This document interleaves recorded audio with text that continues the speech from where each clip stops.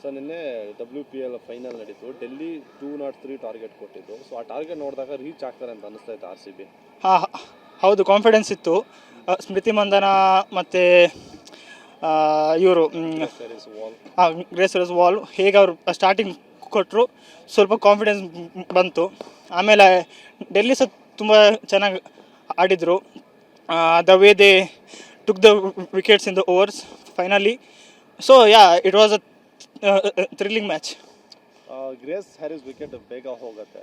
So ಅವಾಗ hope down ಆಗಿತ್ತಾ, ಏನು ಹಿಂಗಾಗೋಯ್ತಲ್ಲ ಸ್ಟಾರ್ಟಿಂಗಲ್ಲಿ ಅಂತ? ಇಲ್ಲ, ಯಾಕೆಂದರೆ ಸ್ಮೃತಿ ಮಂದನ್ ಇದ್ದರು, ಅದೊಂದು ಕಾನ್ಫಿಡೆನ್ಸ್ ಇತ್ತು. She can bring the match. So we had a hope. And final ಒಂದು 4 ಓವರ್ ಇದ್ದಾಗ ಮತ್ತೆ ವಿಕೆಟ್ಗಳು ಹೋದವು. ರಿಚಾ ಘೋಷು, ಸ್ಮೃತಿ ಮಂದನ ಬೇಗ. ಸೊ ಆಗ ಸ್ವಲ್ಪ ಅಂದರೆ ಥಿಂಕಿಂಗ್ ಇತ್ತು, ಇದನ್ನು ಹೇಗೆ ಅವರು ಕವರ್ ಅಪ್ ಮಾಡ್ಕೊಳ್ತಾರೆ ಅಂತ. But finally Radha Yadav 2-4 force ಹೊಡೆದು ಮ್ಯಾಚ್ ಫಿನಿಶ್ ಮಾಡಿದರು. ನಮ್ಮ ಹೆಸರು ಅಕ್ವಿಲ್. ನೀವು ಹೇಳಿ. ಲೈಕ್ ಫೈನಲ್ ಓವರಲ್ಲಿ 10 ರನ್ ಬೇಕಾಗತ್ತೆ. ಡಿ ಕ್ಲರ್ಕ್ ರಾಧಾ ಯಾದವ್ ಇರ್ತಾರೆ. ಸೊ ರಾಧಾ ಯಾದವ್ ಬಂದಾಗ ಯಾಕಪ್ಪ ಕ್ಲರ್ಕ್ ಇರಬೇಕು ಸ್ಟ್ರೈಕ್ ಅಂತ ಅನಿಸ್ತಾ ಇತ್ತಾ? ಯಾಕಂದರೆ ಅವರು ಪ್ರೀವಿಯಸ್ ಎಲ್ಲ ತುಂಬ ಫಸ್ಟ್ ಮ್ಯಾಚನೇ ಮುಂಬೈ ಮೇಲೆ ಚೆನ್ನಾಗಿ ಆಡಿದರು. ಅಂದರೆ ಸರ್, ಈ ವರ್ಷ ನೋಡಿಕೊಂಡ್ರೆ ಪ್ರತಿ ಒಂದು ಮ್ಯಾಚಲ್ಲಿ ಮ್ಯಾಚ್ ವಿನ್ನರ್ಸ್ ಇದ್ದಾರೆ.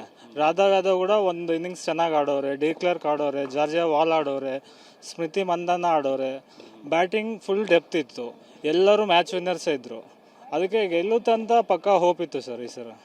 ಅಂಡ್ ದೆನ್ ಫಸ್ಟ್ ಟಾರ್ಗೆಟ್ ನೋಡಿದಾಗ ಸ್ವಲ್ಪ ಕಷ್ಟ ಇದೆ ಅಂತ ಅನಿಸ್ತಿತ್ತಲ್ಲ? ಟಾರ್ಗೆಟ್ ನೋಡಿದಾಗ ಪರವಾಗಿಲ್ಲ, ನಮ್ಮ ಬ್ಯಾಟಿಂಗ್ ಡೆಪ್ತ್ ಇತ್ತಲ್ಲ, ಹೊಡೆಯುತ್ತೆ ಅಂತ ನಂಬಿಕೆ ಮಾತ್ರ ಇತ್ತು ಸರ್. ಗ್ರೇಸ್ ಹ್ಯಾರಿಸ್ ವಿಕೆಟ್ ಹೋದಾಗ ವಿಕೆಟು ಸ್ವಲ್ಪ ಬೇಗ ಹೋಯ್ತು ಅಂದ್ಕೊಂಡ್ವಿ ಪವರ್ ಪ್ಲೇ ಅಲ್ಲೇ. ಆದರೆ ಇವರು ಪಾರ್ಟ್ನರ್ಶಿಪ್ ಮಾತ್ರ ತುಂಬ ಚೆನ್ನಾಗಿತ್ತು. ಜಾರ್ಜಿಯಾ ವಾಲ್ ಮತ್ತು ಸ್ಮೃತಿ ಮಂದನ ಅರೌಂಡ್ 150 ಪಾರ್ಟ್ನರ್ಶಿಪ್ ಅದೇ ಮ್ಯಾಚ್ ತಂದು ಕೊಡ್ತು ಸರ್. ಫೈನಲಿ ಈಗ WPL 2ನೇ ಸಲ ಗೆದ್ದಿದೆ. ಅಂಡ್ ಅಗೇನ್ ಈಗ IPL ಬೇರೆ ಬರ್ತಾ ಇದೆ. ಹಾಂ sir. So back to back ಆಗ್ಬೋದು ಅಂತ ಹೇಳಿ ಸರ್. ಈ ಸರಿ 24 ಇಂದ ನೋಡಿಕೊಂಡ್ರೆ RCBಗೆ ಹ್ಯಾಟ್ರಿಕ್ ಆಗಿದೆ. ಇವಾಗ 26 ಬರ್ತಾ ಇದೆ RCB ಫ್ರಾಂಚೈಸಿಗೆ. ಫ್ರಾಂಚೈಸಿಗೆ 3 ಕಪ್ಪು ಕಂಟಿನ್ಯೂಸ್ ಆಗಿ ಹ್ಯಾಟ್ರಿಕ್ ಆಗಿ ಗೆದ್ದೀವಿ. ಒಂದೇ ಹೇಳ್ಬೇಕು ಅನ್ಕೊಂತಿದ್ದೀನಿ, ಈ ಸಲ ಕೂಡ ಕಪ್ ನಮ್ಮದೇ. ನಿಮ್ಮ ಹೆಸರು? ನಮ್ಮ ಹೆಸರು